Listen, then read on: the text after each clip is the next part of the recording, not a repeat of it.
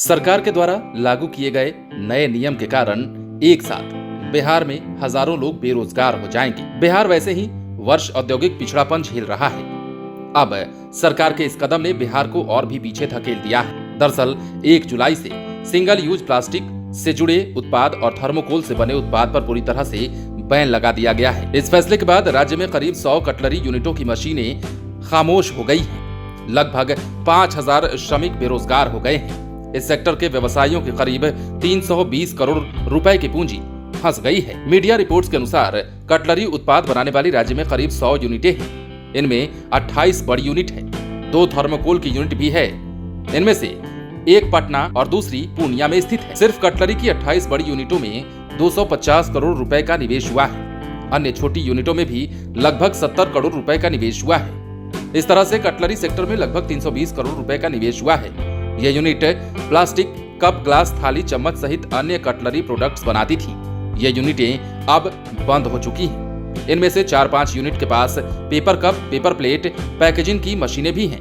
वे काम कर रही हैं। बता दें कि सरकार के इस फैसले से राज्य में 100 यूनिट बंद हो जाएंगे, जिसमें काम करने वाले लगभग 5000 श्रमिक बेरोजगार हो जाएंगे।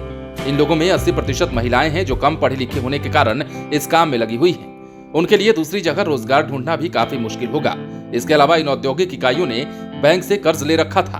अब प्रोडक्शन बंद होने के बाद बैंक का कर्जा चुकाना भी एक चुनौती होगी। इन सिंगल यूज प्लास्टिक और अन्य उत्पादों के विकल्प के रूप में बायोडिग्रेडेबल मटेरियल से बने उत्पाद सुझाए गए हैं, लेकिन इसमें भी बड़ी समस्या आ रही है। बिहार थर्मोफॉर्मर्स इंडस्ट्रीज एसोसिएशन के अध्यक्ष ने कहा है कि मटेरियल देश में नहीं है, इसे Germany, Malaysia, Brazil, Thailand, America, China से आयात करना पड़ेगा। यह माल आने पर अगर हम इसे प्लास्टिक कप, ग्लास बनाते हैं तो ये 4 गुना महंगा पड़ेगा।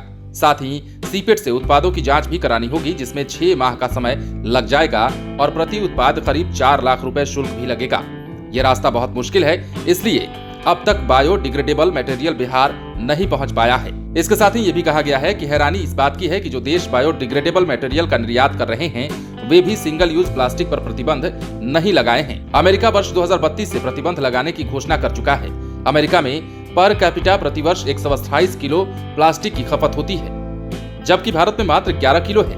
बावजूद इसके यहाँ सिंगल यूज प्लास्टिक पर प्रतिबंध लगा दिया गया है। उन्होंने सरकार से आग्रह किया है कि सरकार इस पर फिर से विचार करे।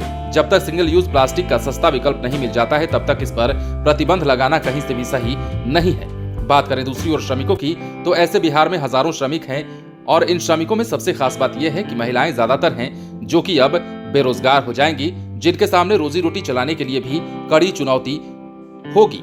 अब ऐसे में सरकार से जो आग्रह किया जा रहा है वो आग्रह क्या सरकार मानती है, ये भी देखने वाली बात है। फिलहाल ये तो तय हो चुका है कि बिहार में 1 जुलाई से सिंगल यूज प्लास्टिक पूरी तरह से प्रतिबंधित है और इस नियम के खिलाफ जाने वालों पर कड़ी कार्रवाई की बात भी कही गई है और बड़े पैमाने पर जुर्माना वसूलने की भी बात कही जा रही है। बने रहे लाइव सिटीज के साथ। यदि आपने इस चैनल को सब्सक्राइब नहीं किया है तो सब्सक्राइब कर लीजिए ताकि हम आपको खबरों से अपडेट रख सकें।